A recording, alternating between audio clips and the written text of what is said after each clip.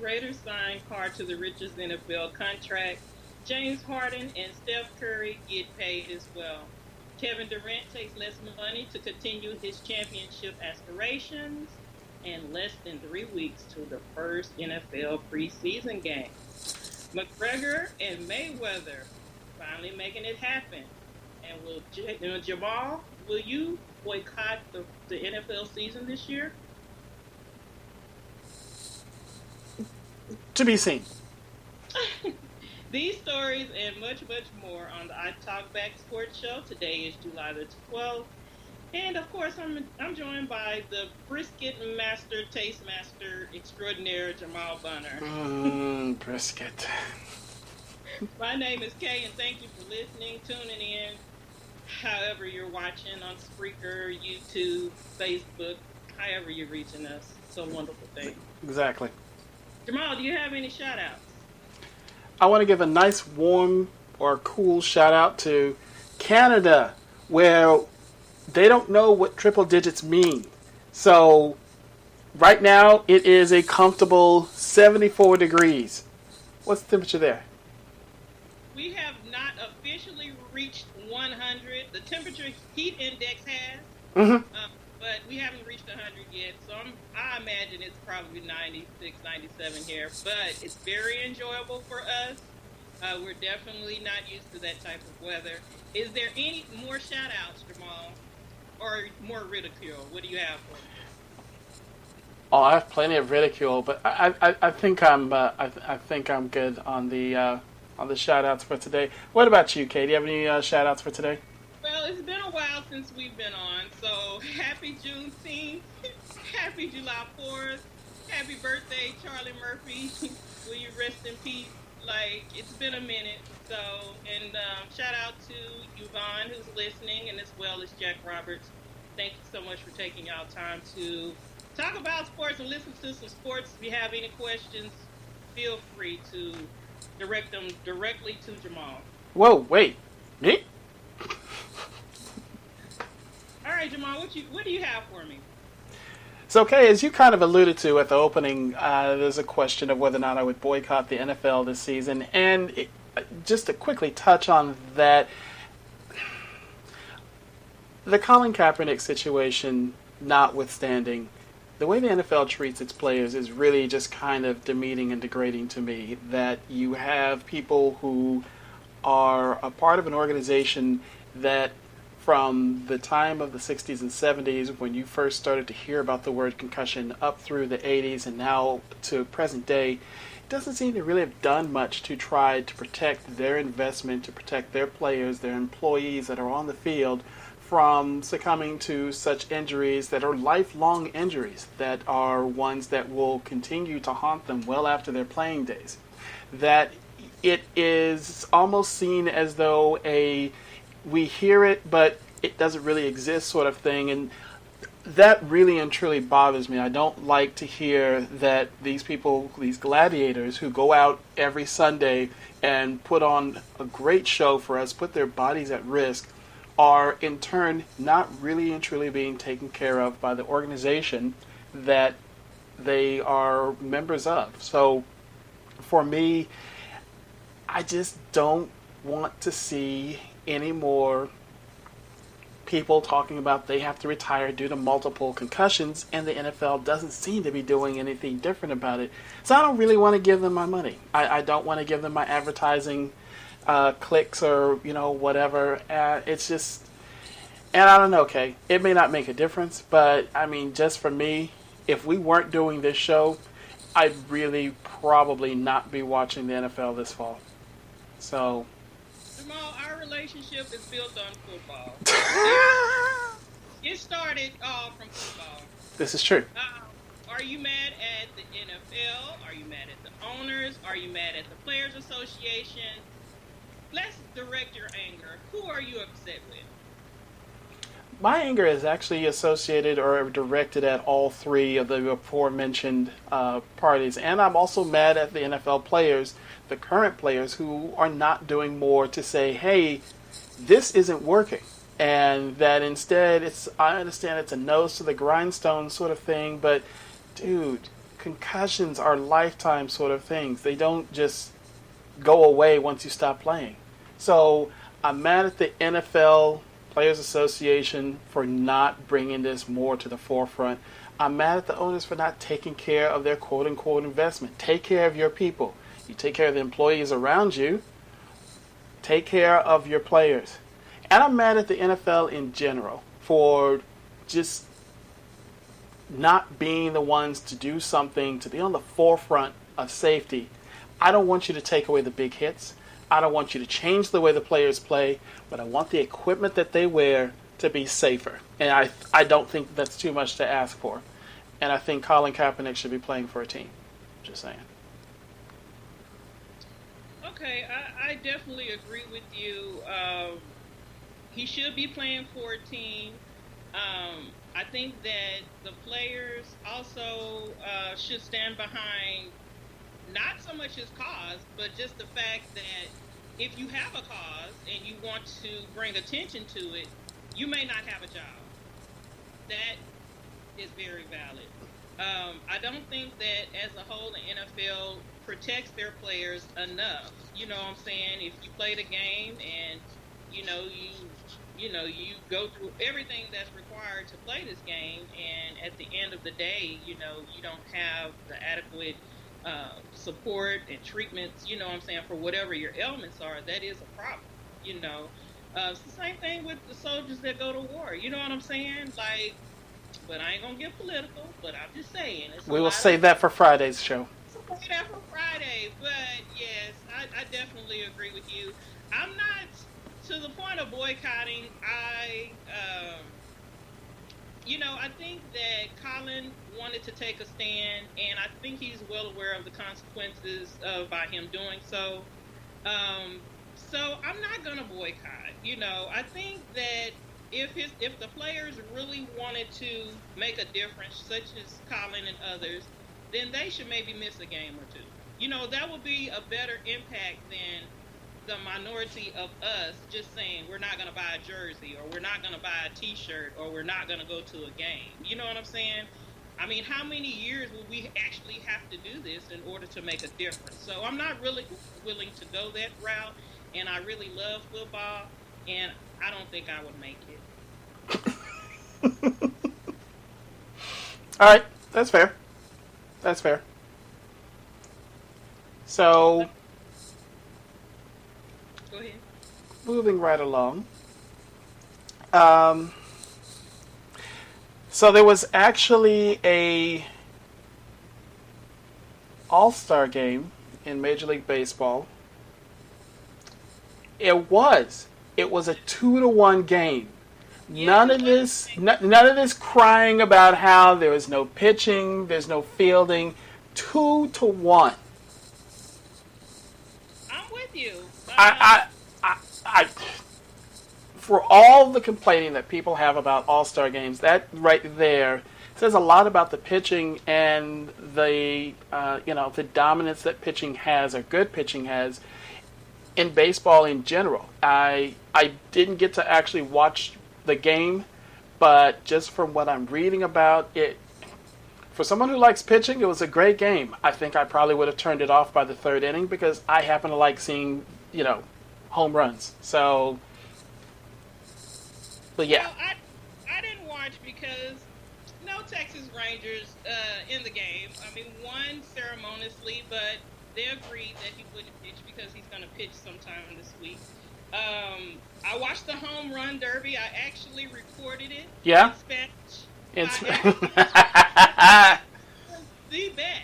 Really? It was very animated, and I was like really into it. I didn't know, like, every fifth or sixth word, I kind of knew what they were saying, but they were really animated. I thought I was watching a soccer game, really. So that was interesting. You know how I feel about All-Star games. Like, yeah, I get it, but I'm not into it. Yeah. 2-1. 2-1.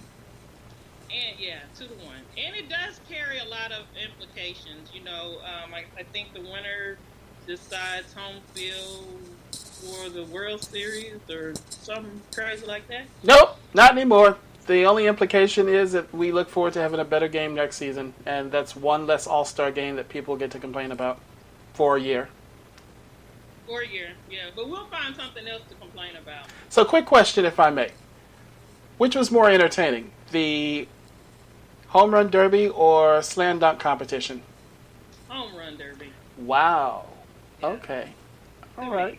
I mean, I just think at a certain point you just run out of dunks. You know, it's only so many things you can bring on the court, and it's really not that interesting to me.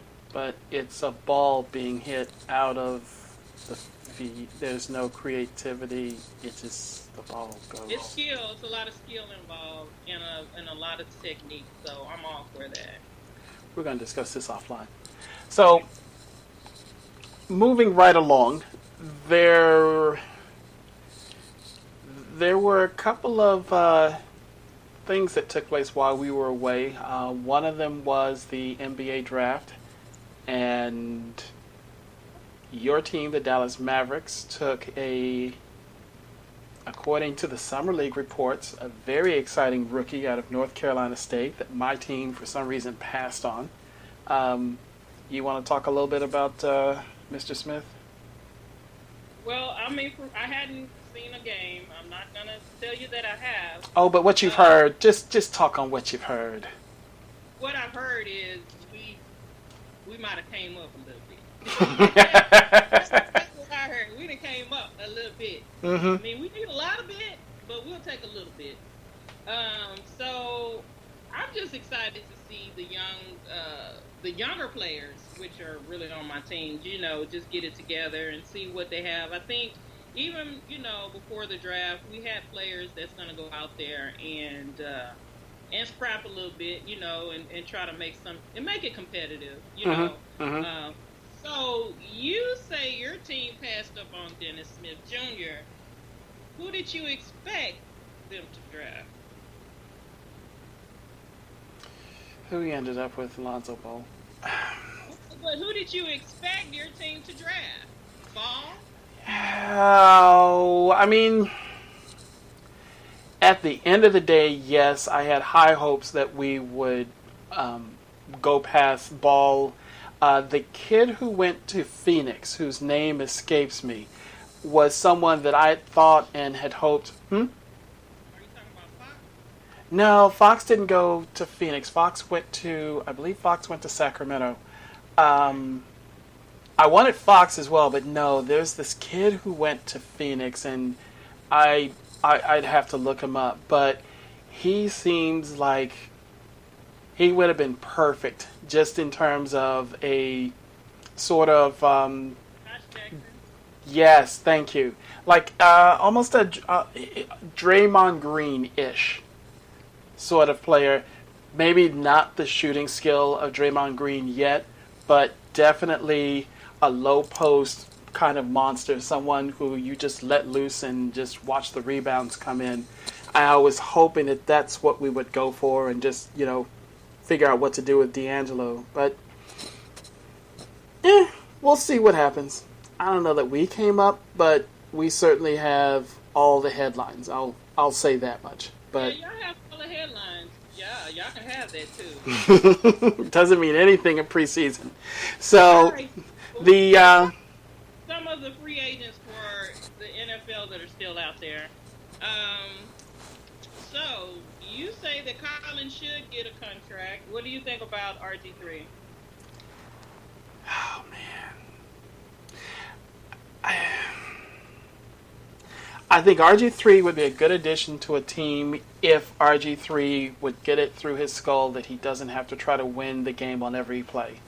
That if he plays within the offense and just does what he needs to do, except that there's sometimes you're going to have to throw the ball away, you're going to have to go 3 and out, that if he works within that, he doesn't put his body at risk, he'd actually be a fairly decent quarterback. But he keeps putting himself in the position of getting injured, and so it kind of makes it easy for someone to look and say, ooh, well, don't really need him. And plus, there's also, of course, because I guess, you know, he's a black quarterback who he was a starter. I guess he can't be someone who sits on the bench and acts as a backup. I mean, it's just not possible. So, but I don't know that RG3 is going to land anywhere. But I mean, we'll see what happens in terms of the injuries in training camp at the beginning of the season. But I don't know. What about you? What do you think about him?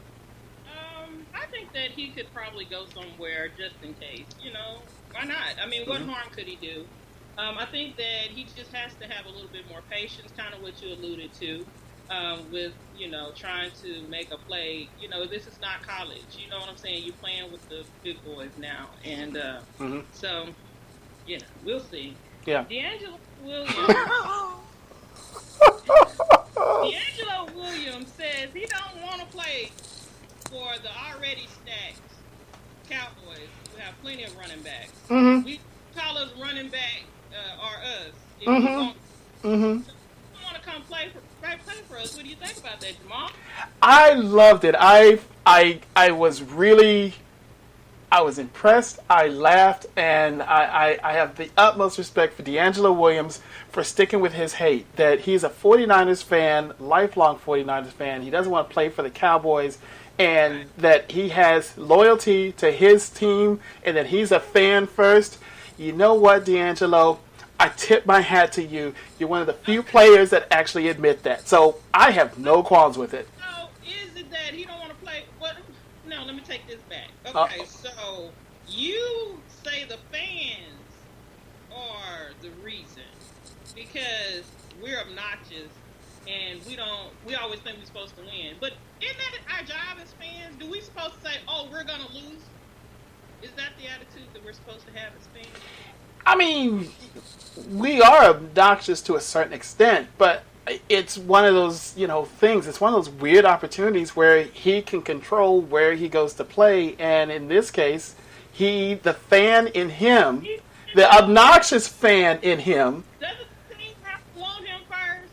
Because we don't even want him. I mean, I don't even know how we came up in this. I mean, well, this is the fun part about this whole situation is, honestly, at the end of the day, we don't need D'Angelo Williams, and that his name wouldn't have come up with anything. We have McFadden. We're very happy with McFadden, and I think we picked up another kid in the draft.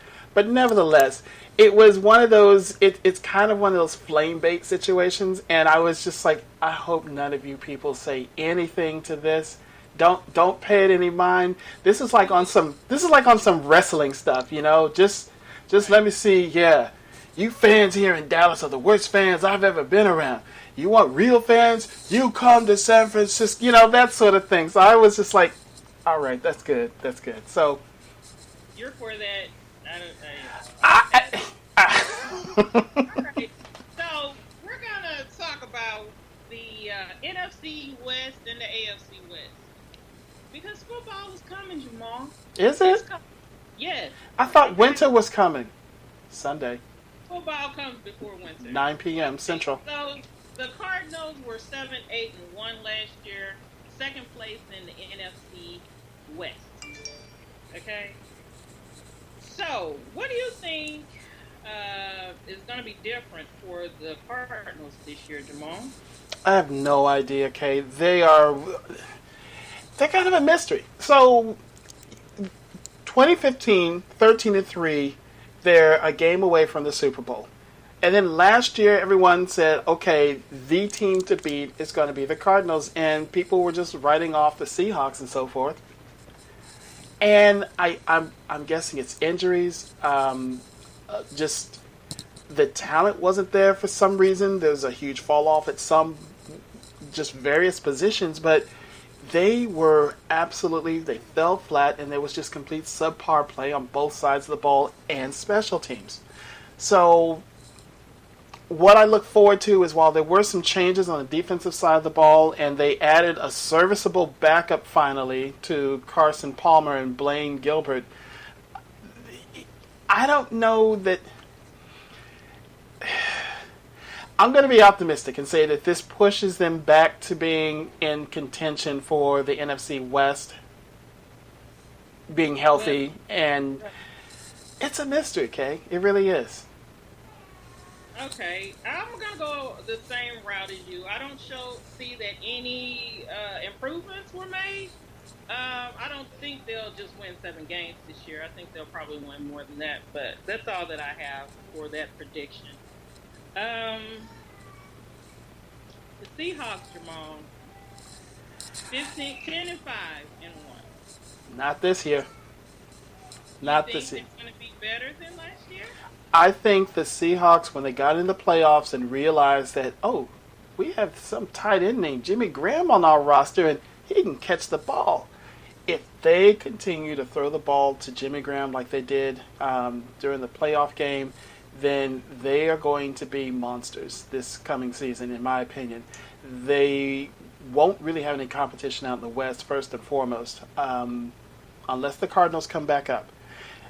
The pickup of a smaller Eddie Lacy to hope Baby Lacy, yeah, to return them to a sort of run first sort of offense again. That the what they were trying to use, Christine Michael and whomever else they tried, just no Rawls, I think is what the other guy's name was. What this will hopefully do is that it'll get some of the pressure off of Russell Wilson having to throw the ball as much, that they'll go back to the game that they used to play and let their defense handle, shutting down the other squad. So if they can figure out how to win games on the road, then I don't see why they can't be 12-4 this coming year.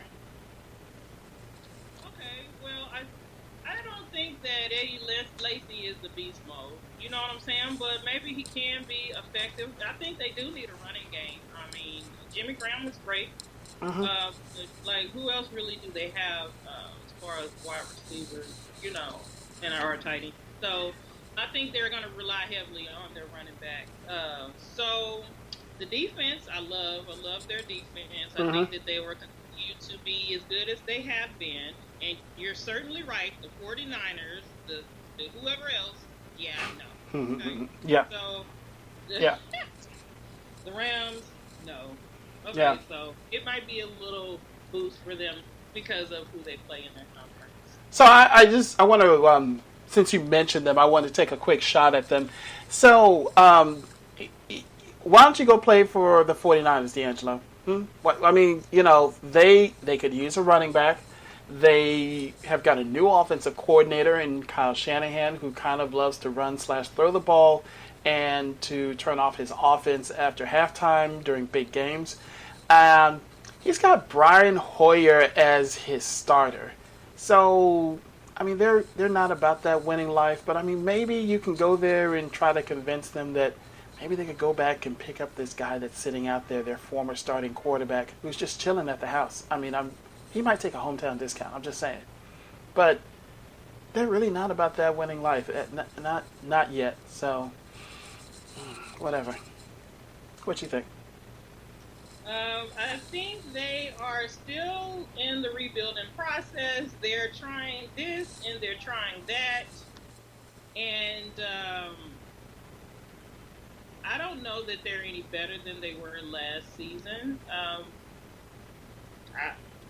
I mean, I don't really see anything great about this situation here. I mean, they got some receivers. Brian Hoyer, he's not that bad. You know what I'm saying? But he's not that good. He's middle of the road to me. So that's just say something. Say something, Mom. He's not that bad. Okay? Hoyer has had a number of starting jobs, and he could not hold on to them in the easiest of situations. Hoyer is, what's the word that Stephen A. likes to use? Garbage. So, yeah, they're not about that life, really. But please continue. I'm sorry. What about the Rams, Jamal?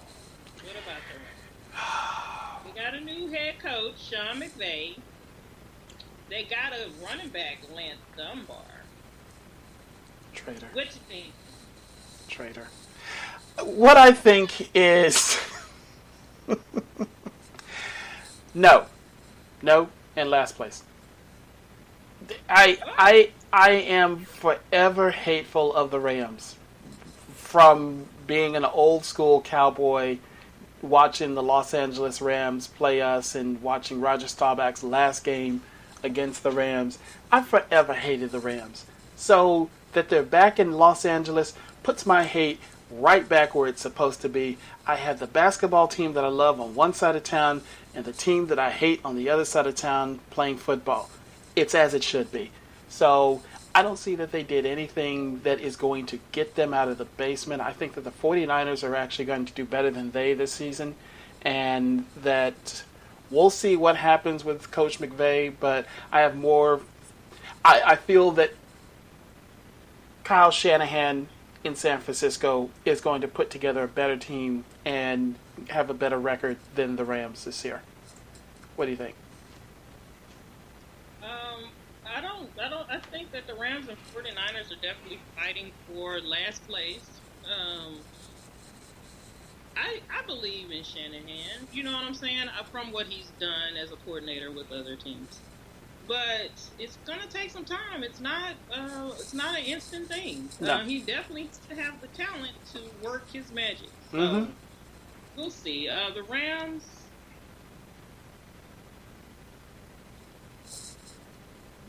they should have just stayed where they were. I mean, why get out? That's like, why get out in front of the big screen and go to a big market when you're not ready. They're not ready. Because maybe one day we'll win, Well, one day, but they have to start bringing in the right people. You know what I'm saying? Mm-hmm. Like, Jim Fisher should have never been hired to go to the Rams as the first coach for Los Angeles. That No. should have never happened. I agree. So I'm not believing in their decisions. I'm not believing in their upper management. And I'm just not with it. I mean, they deserve more. The fans deserve more than what they're getting. Yeah, because we will shortly discuss the other team that the City of Angels has on their plate to have to suffer through. So, that being said, what did you have as your final standings at the end of the season for the NFC West? What's it look like? Seahawks, Cardinals, Same. 49ers. Same. It'll be a toss Yeah. up at the end. Yeah, I've got the same thing, the Seahawks, and I don't know what I was thinking when I wrote mine up because I said 1A and 1B, and now that I've thought about it, I think it's going to be the Seahawks by quite a bit, and then the Cardinals maybe 9 and 7, I think, if they're lucky, 10 and 6, and then 49ers and Rams, like you said, battling out in the basement. Yeah, AFC West. What about the Broncos? Woo! AFC West. This is going to be wild. Controversy, you think? Yeah, I think they're not.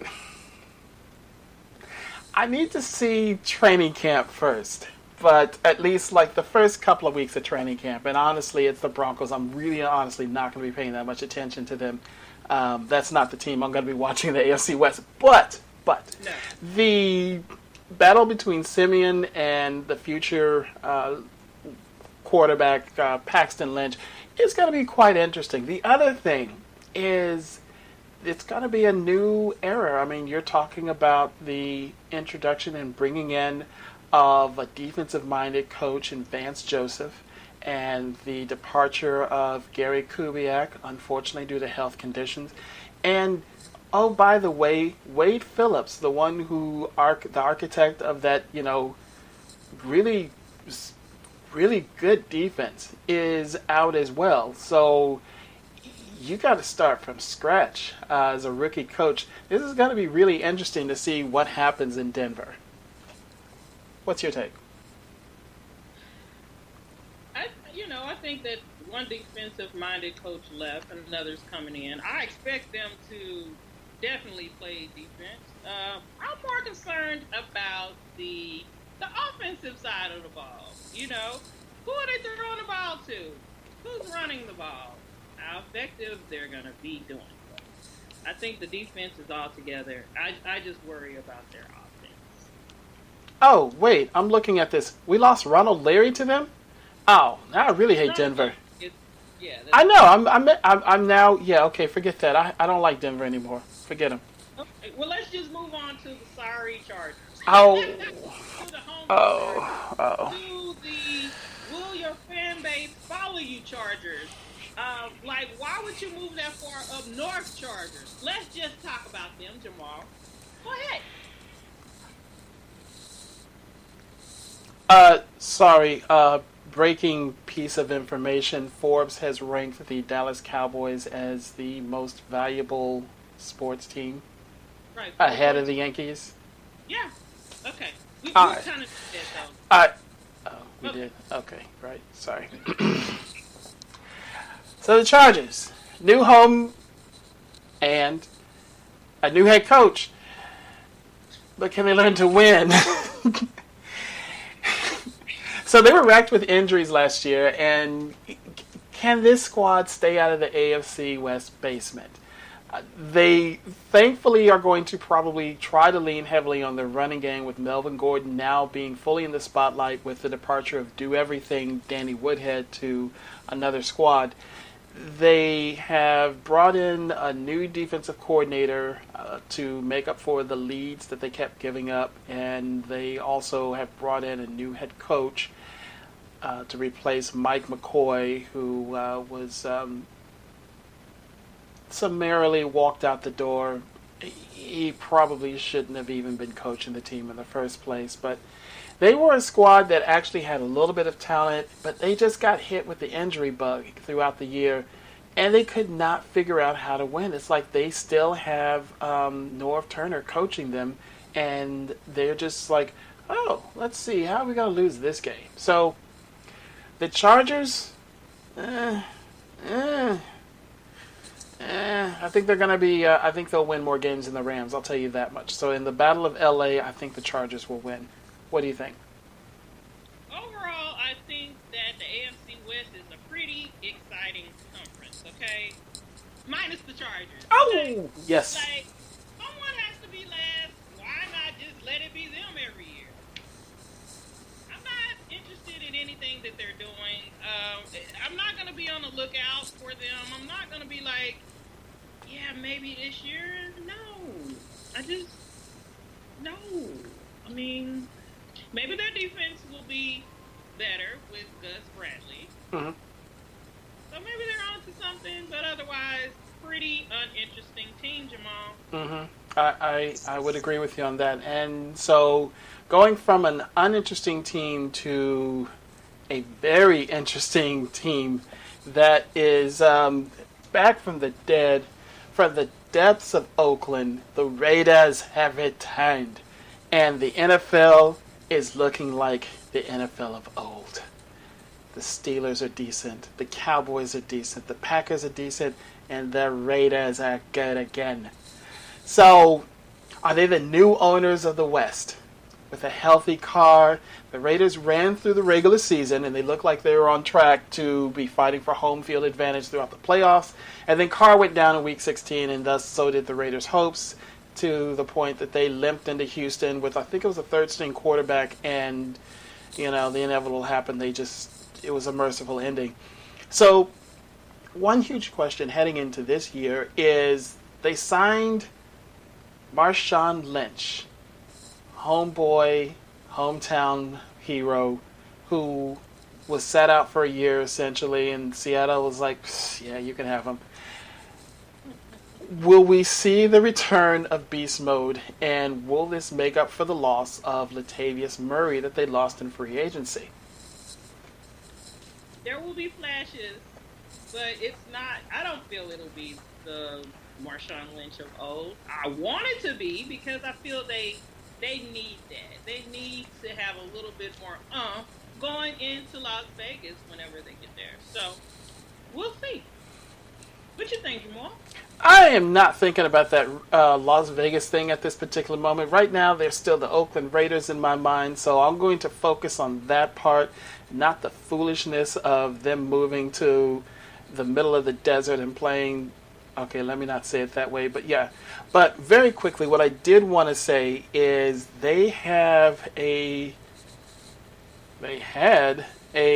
fairly tough-looking schedule this season, and the same way that Carr went down last year, if they have any significant injuries, Callie Mack, on the defensive side or on the offensive side to, Crabtree or, anyone, they could be looking at the Chiefs and the Broncos from the back end again.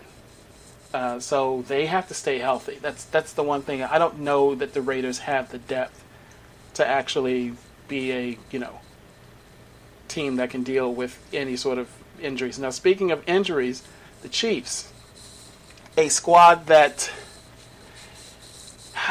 man, they could go either way. They just cannot. They could not figure out how to win last year. Jamal Charles is gone. For some god unknown reason, Jeremy Maclin is gone. They got rid of the GM in the middle of the offseason. Like, after the draft, they look up and said, adios. Which actually was probably a good thing because of the way he was running the team. They weren't really going to get where they needed to be. So, it was a good move. Weird timing.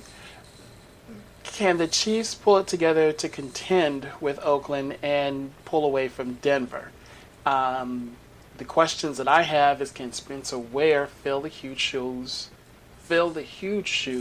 left by Jamal Charles is leaving, and can they figure out how to be consistent? It boggles the mind. They had some really odd losses last year, and you just knew that they would win most of these games, and instead it turned into weird losses. So, the Chiefs, what do you think? I think the Chiefs are going to be second in the division. I think that they will definitely be competitive, but I don't think it will be enough to actually make it, or they might barely make it, as a wild card. But, they're not going to win that division. Mm-hmm. So, we'll see. So who you got in the AFC West? What's it look like? I'm going to have the Raiders, probably the Broncos, the Chiefs, and then the Chargers. Wow. I'm going to say the Broncos for more. I will go Raiders, Chiefs, Broncos, and some team that plays in Los Angeles. The Lakers. So, yeah. All right, Jamal. So, it's week 3 of 3-on-3 basketball. Jamal, have you watched the game of 3-on-3 basketball? I've caught the highlights, Kay. I haven't been able to catch the actual game. I've caught the highlights. Jamal, you should watch a game. Well, it'll be about 3 games. But it goes so fast. You know, and it's very entertaining. I like that they play defense. Yes, I've seen that. Missed that. That is a good thing that they do there. They play defense. And you're not just going to go and just get an easy shot. You're going to have to work for it. And for those who aren't playing defense, it shows really strongly because, your guy is cutting towards the basket for an easy shot, and it's like, dude, what you doing? It's not that we'll just get him next time. I love that's the thing that got me is the passion that's come out of the 3-on-3. There was a clip that was floating around on Twitter of Charles Oakley getting into his team's asses about, what they were doing and not doing. And it's like, yeah, that's it. I like that. Get in that. Tell him. But and Clyde Drexler's team was 2-0 the last time I checked. I haven't I missed out on what the results from last week were, and I missed seeing them in Brooklyn by a week. Like, I could have seen them. Well, you can come and check them out at the end of July here in Dallas. They have the tickets for $20 on a Groupon. Just letting you know. Yes, ma'am. Yes, ma'am. I'm going to melt as soon as I get off the plane, but yes, ma'am. All right, so Jamal, is there anything else you want to leave us with for the end of this show? Just a quick question. What are your thoughts on this Mayweather-McConnor fight? What do you think? I mean, there's no one else in boxing Mayweather to fight that we're interested in, that I would even consider spending 1 red cent. So the next best thing is to find the next best attraction, which is McGregor in the UFC. I'm not gonna pay for this. I'm gonna go somewhere where it's free or $5, whatever the admission is. And I mean, the only good thing I think about the UFC, its influence on boxing is, I think they force the fights a little bit faster, because I remember back in the day, we would see Tyson fight, and then it would be like, damn, 2 years or 18 months or however long. It was just a long time. Yeah. Before he actually fought whoever else, But now it seems like the fights are happening much faster. The only thing is, the talent's not there. So, Jamal, what do we do? I guess we focus on the UFC and MMA and start to learn more about it, and pour one for boxing, because it's slowly just becoming a dying art. It's just. And that's sad, Jamal. I loved boxing too. I grew up on it, and it's just not. It's not what it was, though. So, and that's not to say that I'm not going to talk about the talent of the fighters. I think these people work their tails off, and they are really good in the ring. The showmanship isn't there anymore. The coverage isn't there, and UFC, there is pretty much a winner and loser. MMA and UFC, I think that's the other thing, is there is generally a finality to those fights. It's very rare that it goes to the cards, as opposed to boxing still has the whole questionable Pacquiao's last fight. I didn't see the fight, but I'm reading about it, and again, the thing that kills boxing, and that has killed boxing, is the entire judging part of it, and how they can determine a fight if it goes to the scorecards. No one has time for that. I want to see a winner and loser. I want to see a submission or something to that effect. And so with that, UFC and some pro wrestling, that's what I'm talking about. I mean, MMA, sorry, not pro wrestling. My bad. All right, Jamal. So Kay, is there anything else you want to say? No, I just want to say that I'm glad the football's coming, and I'm glad that we are going to get back on schedule with our shows every Wednesday. And our first anniversary is coming in September, and I'm very excited about that as well. So thanks everyone for joining us, and we will be back next week, Jamal. Yay! Yay. Thank you, Kay. It's been wonderful again.